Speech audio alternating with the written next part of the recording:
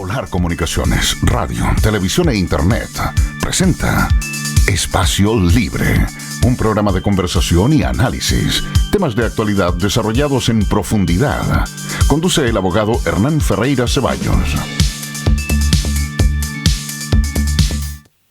Hola, muy buenas tardes. Bienvenidos a otra nueva emisión de Espacio Libre, lo necesario para conversar.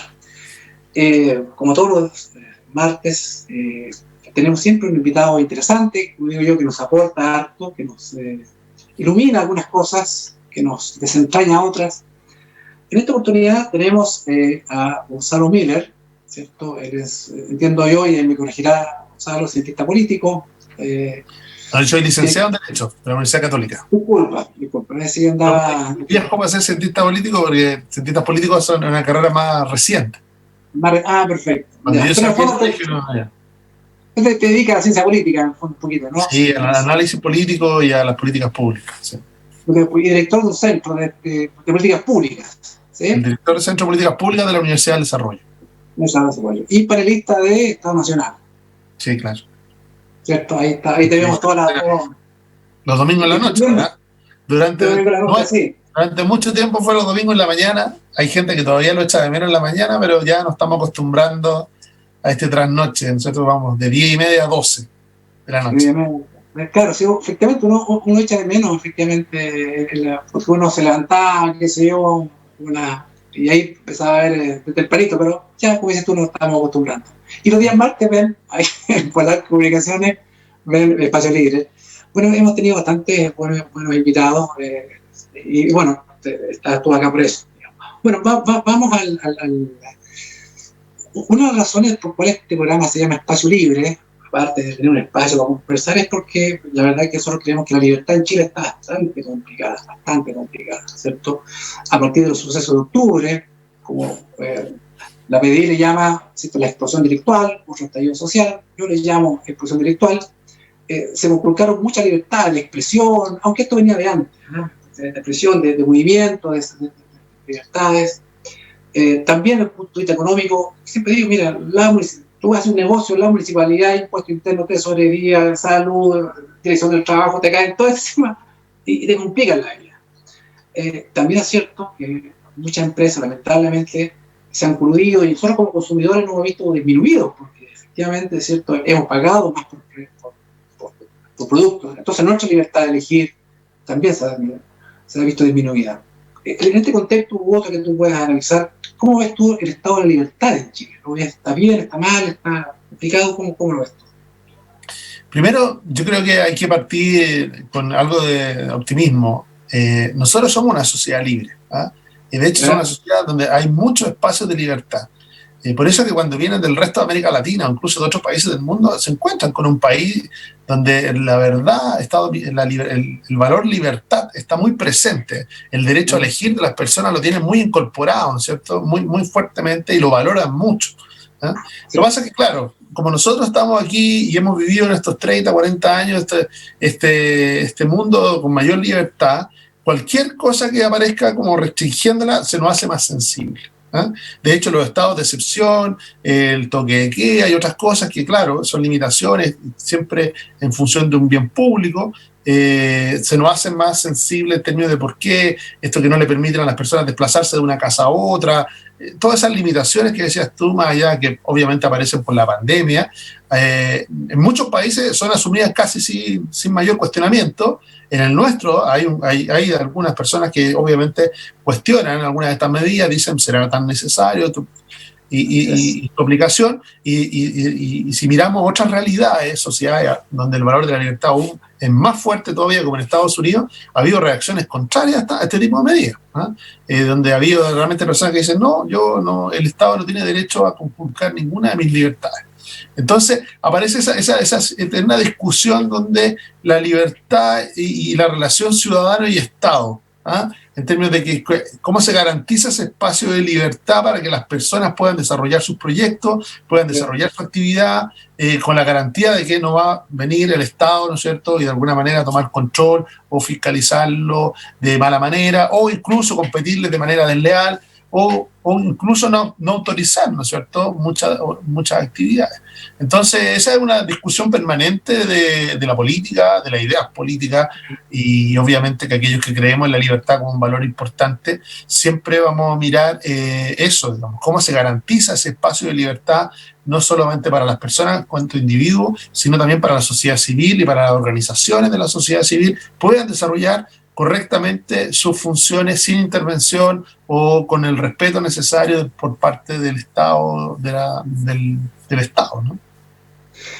Pero en definitiva, sí, efectivamente yo comparto eso, pero hemos retrocedido en términos de libertades en Chile, más que por la pandemia, porque efectivamente la pandemia pareciera que obliga a veces, ¿cierto? Aunque siempre hay cuestionamiento, pero en cuanto a libertad de expresión, en cuanto a libertad de desplazarse, porque fíjate que si tú dices algo que va un poco contracorriente, no es políticamente correcto, vienen las funas, incluso agresiones físicas, y estamos expuestos a eso.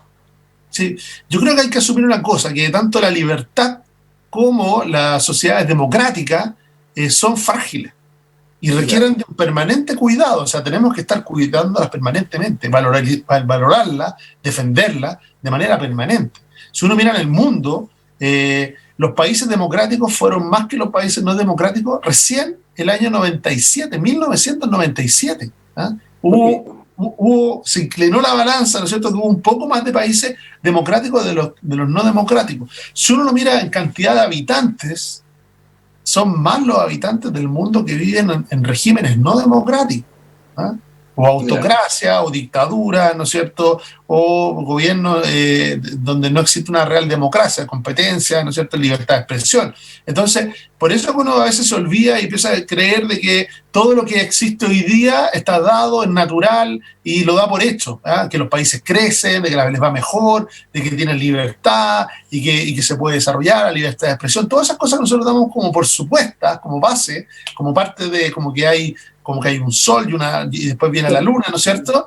Resulta que no es tan así, ¿eh?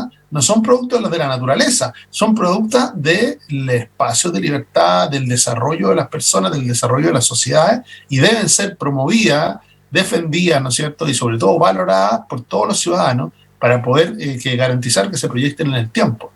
Yo siempre creo, eso sí, de que hay una gran mayoría de chilenos que valora la libertad con mucha fuerza, ¿ah? Y que la pone por encima de cualquier otro valor, y que también hay una gran mayoría de chilenos muy amplia que valora la democracia como un mecanismo quizá imperfecto, pero el mejor mecanismo para poder resolver nuestras diferencias de manera pacífica, ¿ah?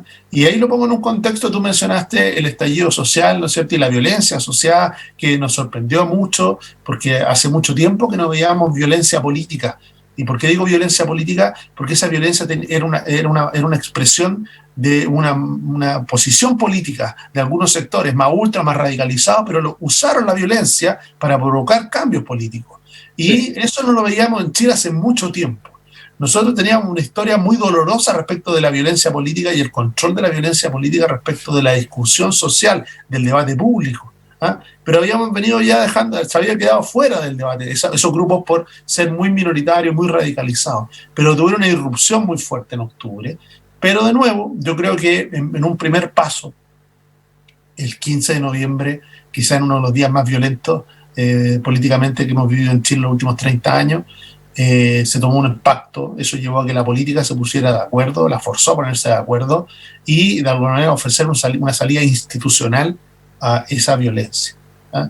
Y por eso creo yo, de verdad, que más allá de aquellos que estén por el apruebo o estén por el rechazo, dos opciones legítimas, con todas sus diferencias, yo creo que aquellos que suscribieron el acuerdo del 15 de noviembre ya dieron un primer paso en derrotar a los violentos, en derrotar a los que estaban empujando otro camino, porque también no nos olvidemos, muchos de los que hoy día están ahí por el apruebo, ¿no es cierto?, y todo, o incluso por el rechazo, no estuvieron de acuerdo con el acuerdo del 15 de noviembre, no lo quisieron firmar, ¿eh?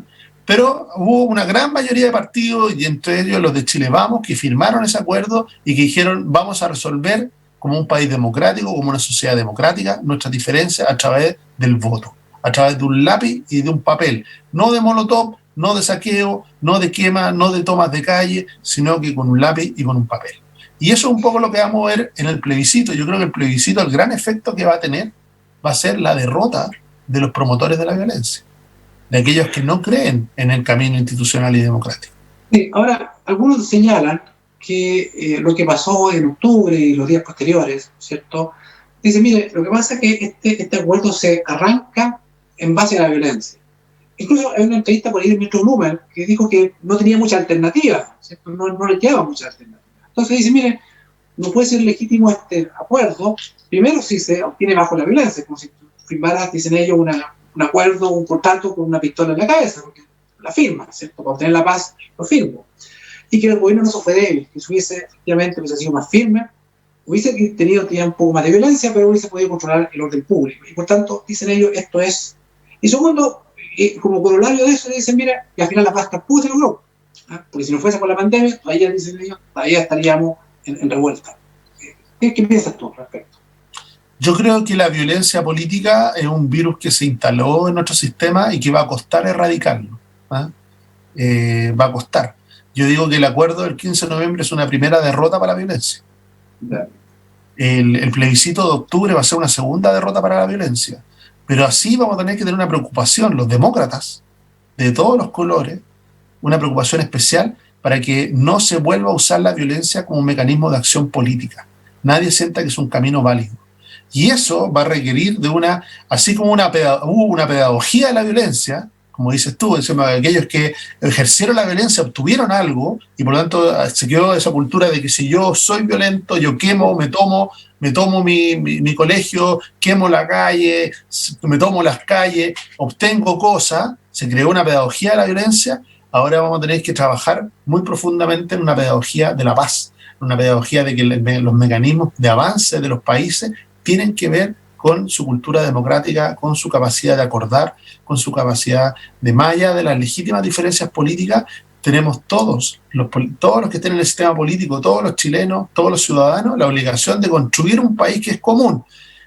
Eso se contrapone muchas veces contra la disonancia, ¿no es cierto? Aquellos que más gritan muchas veces son los grupos violentos, pero de nuevo, la posibilidad de resolverlo a través de un plebiscito y a través de elecciones, Hernán, vamos a tener a partir de octubre se inicia un ciclo electoral. O sea, octubre de hecho es la primera elección, es un plebiscito y de ahí van a venir una serie, la elección municipal, ¿no es cierto? Eventualmente también una de convencionales de una constituyente, la elección presidencial y parlamentaria, y por lo tanto todos los chilenos que rechazamos la violencia vamos a recuperar el control. Y se va a volver a escuchar a todos los ciudadanos y no solo a los más violentos, no solo a los que gritan más fuerte, sino que tenemos todos la posibilidad de derrotarlo, pero esta vez con las armas de la democracia, con un lápiz y un papel. O sea, tú eres optimista. Yo te veo bastante optimista, digamos. No, yo creo que más que optimista, yo soy optimista activo. Es decir, yo no soy un idealista, no creo que eso es algo que desee solamente, sino que es algo para lo que hay que trabajar. Yo soy profesor en la universidad, por eso yo hablo de la pedagogía de la paz. Es decir, nosotros vamos a tener que enseñarle a todos y vamos a tener que aprender todos nosotros, ¿no es cierto?, dentro de nuestra cultura política, de que el camino de la transformación de las sociedades es el camino democrático. La democracia es el único camino. Y cuando alguien coquetee con la violencia, se va a ver derrotado. Por eso yo digo, el plebiscito va a ser la derrota de los violentos, la derrota de los que querían hacer caer un gobierno, la derrota de aquellos que querían alterar el orden democrático y que este gobierno no terminara y que no hubiera elecciones. Eso va a ser derrotado por esta institucionalidad. Y por la mayoría de las personas, yo creo que hay una gran mayoría de los chilenos que quiere avances, sí, quiere reformas, sin duda, que quiere un mejor sistema político, que tiene muchas fallas, sin duda, pero también que no quiere que todo lo bueno quede de lado, porque este país ha tenido transformaciones muy relevantes en los últimos 30 años, y esas transformaciones y esa manera de hacer las cosas, las personas las tienen muy arraigado. Por eso que a veces la izquierda y también la derecha se equivocan cuando miran a veces a la sociedad. Esta es una sociedad bastante más madura y es capaz de construir su futuro a partir de esa madurez. Hoy día vemos que el gran fenómeno social de los últimos 30 años, ¿no? ¿Cuál es? La irrupción de una nueva clase media. 1 de cada 3 chilenos salió de la pobreza y pasó a ser parte de esta clase media. Claro, una clase media a veces vulnerable, a veces no recibe ninguna ayuda, una clase media frágil, pero que se le hizo una promesa. Si tú te esfuerzas, vas a salir adelante. Si tú trabajas, y eres responsable, vas a salir adelante, tú y tu familia. Y esa promesa se fue cumpliendo y se produjo este gran fenómeno de la movilidad social. Pero llegó un minuto en que nuestro gran problema como país ya no era la pobreza. Si bien todavía nos quedaban muchos chilenos viviendo en pobreza, 1,5 millones, 1.800.000, eso se va a empeorar por la pandemia. Hoy día los desafíos ya eran de segunda generación, porque ya redujimos mucho la pobreza, nos teníamos que dedicar a este nuevo fenómeno que era la gran clase media chilena. Y nos dimos cuenta de que no teníamos herramientas para poder abordar sus problemas. Piensa tú que cuando el gobierno quiso destinarle recursos a los grupos más vulnerables, en general no tuvo tanto problema. ¿Por qué? Porque ya hay una cultura ahí de entrega de bonos, de subsidios, ¿no es cierto? Pero a las personas que nunca habían recibido nada para la educación de sus hijos, nunca habían recibido nada para la salud, nunca habían recibido nada para la vivienda, el gobierno se vio que no tenía herramientas para poder entregarle los bonos y se vio, y eso fue parte de que por lo cual se aprobó el 10% de la AFP, y fue por eso, ¿no? Porque el Estado, y hay que reconocerlo, el Estado no tenía herramientas para abordar a la clase media, y eso es parte de un Estado que se fue quedando atrás, un Estado que no era capaz y que de alguna manera este fenómeno social de la nueva clase media le había pasado por encima.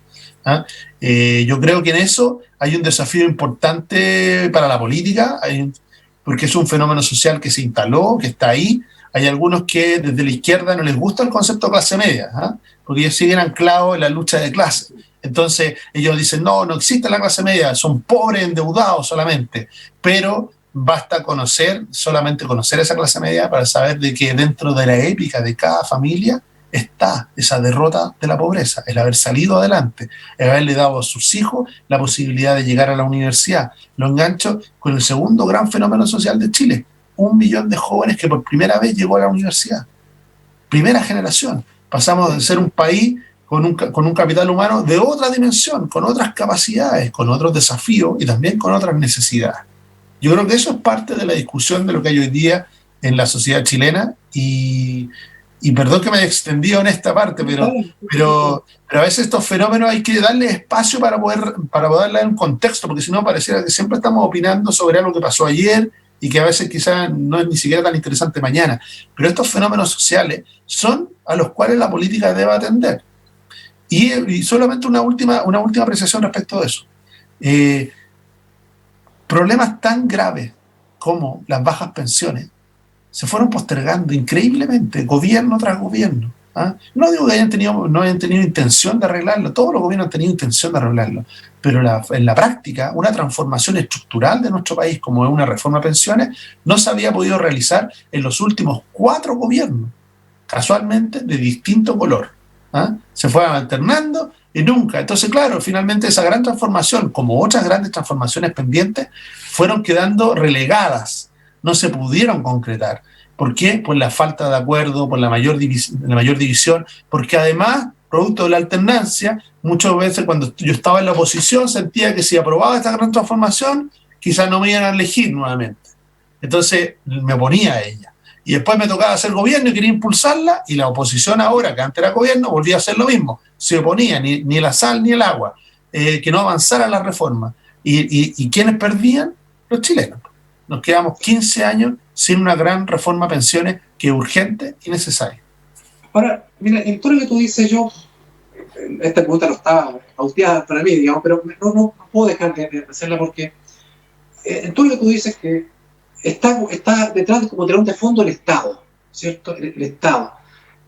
Así lo percibo yo, por lo menos. Y algunos dicen, mire, necesitamos, me acuerdo que la campaña de Frey, ¿cierto? Cuando pierde la segunda campaña de Frey, dicen, quiero más Estado, ¿cierto? Era su no, quiero más Estado. Y ese eslogan pierde, curiosamente, ¿cierto? Entonces, hoy día escuchamos a Ariel Matei, ¿cierto? En su precandidatura, a Joaquín Lavín, y eso vamos a hablar después, pero quiero referirme al fenómeno del Estado. Ellos dicen que tenemos que tener más Estado. Entonces uno que piensa, en este programa, que la verdad es que el Estado tiene que ser lo más mínimo posible, como dicen, eficiente, pero mínimo, porque donde el Estado mete sus manos, ¿cierto? Siempre se producen complicaciones. Como digo yo, el Estado es un monstruo, parafraseando, es un monstruo grande y pisa fuerte. Ese es el Estado. Entonces uno dice, mire, que queremos necesitar más Estado para llegar a políticas públicas mejores, pero que más Estado no significa más burocracia, más político, más sueldo. y necesitamos un Estado más pequeño. ¿Cuál es tu visión del Estado para lo que tú estás pensando, digamos, ¿cierto? Sí, yo creo que la dicotomía Estado-mercado ya no es tan relevante. Nosotros necesitamos un mejor Estado. A mí me llama siempre la atención la ineficiencia del Estado. O sea, cuando de cada 100 pesos dirigidos a atender problemas de mayor vulnerabilidad, pobreza, o en salud o en educación, solo 50 logran llegar realmente a las personas que lo necesitan. Y apunta a lo que dices tú, la excesiva burocracia, los programas que se eternizan en el tiempo sin mayor evaluación. Nos deja de llamar la atención de que la Dirección de Presupuesto en el país todos los años evalúa programas. Los programas salen mal evaluados. ¿Qué significa que salen mal evaluados? Que no cumplen su objetivo. Programas destinados a, por ejemplo, que una persona supere la pobreza, no lo logran en su objetivo y siguen manteniéndose año tras año tras año, eternizándose ineficientemente. Entonces uno dice, necesitamos mayor eficiencia en el Estado, sin duda. Se pierde mucha plata del Estado atrapada, ¿no es cierto?, en la burocracia, sin duda, así lo estábamos diciendo, 50% de los recursos quedan atrapados, en el mejor de los casos no logran llegar a aquellos que de verdad lo necesitan. Pero una lección que nos dejó la pandemia es que se valoraba mucho, no se crearon tantos programas, sino que transferencias directas, para que las personas utilizaran y decidieran en qué utilizar esos recursos.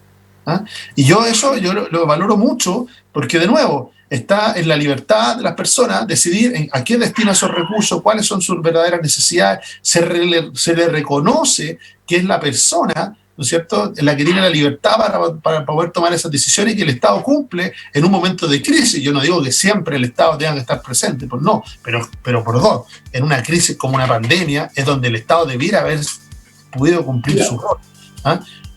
Yo creo que en eso las transferencias directas aparecieron con fuerza, se desplegaron, y yo creo que quedaron muy validadas respecto de soluciones. Más que programas, más que burocracia, transferencias directas a las personas y que las personas tomen sus decisiones respecto de cómo enfrentar la crisis de mejor manera, cómo poder haber salido adelante. Y eso mismo lo podríamos replicar en muchas otras cosas. Ya existen en algunas dimensiones, ¿no es cierto? Son los subsidios de transferencia respecto a la vivienda, del subsidio también escolar, ¿no es cierto?, los subsidios que tienen que ver con salud. Pero yo creo que ahí se reforzó bien en la línea correcta y sorpresivamente vimos a muchos, ¿no es cierto?, dentro de la izquierda pidiendo, ¿no es cierto?, que todo fuera transferencia directa, y cuando aparecieron las cajas de alimentos, algunos dijeron que esas cajas no debieran estar, sino que debían ser, cada persona debiera decidir dónde comprar, cómo comprar. Entonces, y tomo ese punto para referirme a algo. Estamos en un momento más ecléctico respecto de las ideas, un momento donde más que la pureza de la idea, lo importante es la eficacia, si cumplen o no su objetivo. Las ideas se legitiman solucionando los problemas de las personas. Las ideas no son buenas necesariamente solamente por cómo son concebidas, sino que se van legitimando socialmente por su eficacia en el funcionamiento, en la resolución de los problemas de las personas. Y yo creo que en eso los espacios de libertad se validaron mucho. Aquellos que eran muy críticos de la AFP se dieron cuenta que con el 10%, algunos dicen que le salió el tiro por la culata. ¿Por qué? Porque los chilenos se dieron cuenta que sí, que efectivamente cada peso que está ahí es de el trabajador, y que cada peso que estaba ahí le podía servir, como en este caso de emergencia, le pudo servir para paliar su propia crisis, su propia necesidad. Independiente que yo no esté de acuerdo como diseño de política pública. Lo entiendo como una medida desesperada respecto de las dificultades y del fracaso, lo que conversamos del Estado para acercarse hacia la clase media. Pero imagínate, se realizaron casi 6 millones de transferencias directas en menos de 2 semanas, 3 semanas. Entonces la validación de la solución del mundo privado hacia un bien público quedó muy, muy establecida y yo creo que muy valorada. Yo creo que hay un elemento clave aquí, es de que las personas, más que comprarse una ideología determinada, lo que están buscando son soluciones a sus problemas.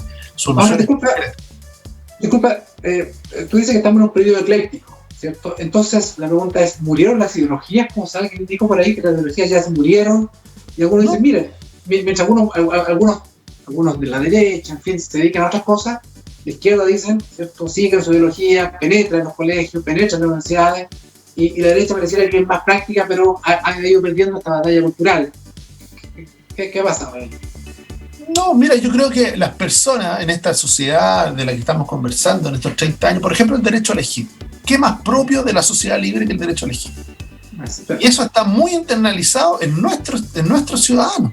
No está en los otros ciudadanos. Uno va a otros países y las personas no entienden esto, que uno pueda elegir, por ejemplo, dónde quiere educar a su hijo, o que pueda elegir dónde atenderse en salud, o que pueda elegir. No está en su cultura, pero sí está en la nuestra, muy arraigadamente. Entonces, yo creo que ¿por qué? Porque en ese caso el derecho a elegir ha solucionado problemas concretos y se ha validado, ha tomado una legitimidad social, la gente la ha tomado como algo querido y que están dispuestos a defender. Lo mismo que el derecho a propiedad. Cuando uno hacía encuesta, dice, oiga, el nuevo 6% de cotización, el extra, ¿no es cierto?, que se está a punto de legislar, y le preguntaban a los trabajadores, y los trabajadores decían, no, eso para mí, es mi esfuerzo. O sea, que mi esfuerzo debe primero beneficiarme a mí, es algo que también se ha ido arraigando mucho en la cultura de los chilenos y en la cultura de los trabajadores. Y por lo tanto, y que la solidaridad tiene que ver con los impuestos y no con las cotizaciones de cada uno de los trabajadores. Pero recordemos, porque a pesar de que la izquierda dice que esa cotización la paga el empleador, hay que recordar una cosa que es muy simple, que la conoce todo el trabajador. Sin el trabajador, sin el trabajo, no hay cotización. Por lo tanto, esa cotización siempre, no importa quién la pague o quién la retenga, siempre es del trabajador. Sin él no hay cotización. La produce el trabajador, no la produce el empleador. Efectivamente, digamos. Ahora, yo también hablaba de otro tema, y qué bueno hablar de estas cosas, porque tú hablas de solidaridad, ¿cierto? Un Estado, y mucha gente opone el Estado subsidiario como el causante de todos los males, quiere el Estado solidario, ¿cierto? Estado solidario, que sí va a ser el Estado bueno, el Estado con papá que no va a coger.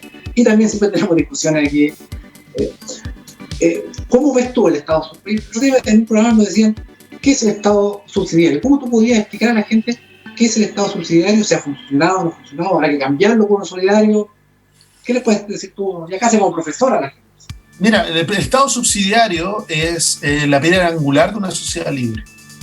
O sea, la libertad que tienen los ciudadanos para agruparse y poder emprender, para poder realizar actividades, aunque sean de bien social o de bien privado, lo que sea, tiene que ver ese paraguas, el que le permite todo ese paraguas, es el principio de subsidiariedad, el que permite que el Estado no pase por encima de ello, sino que, por ejemplo, lo que haga una universidad, aunque la universidad sea estatal, no esté directamente vinculado a lo que el gobierno de turno o a lo que el Estado le diga, sino que goce de una autonomía. Lo que garantiza la autonomía de lo que las personas puedan hacer o de lo que los grupos de personas puedan hacer es el principio de subsidiariedad. Lo que pasa es que muchas personas lo malentienden. Gonzalo, disculpa, está sonando la musiquita, vamos a una pequeña pausa breve y volvemos para tomar el tema para ondearlo mejor, ¿ya? Así que vamos a una pausa y volvemos en el espacio libre necesario para conversar.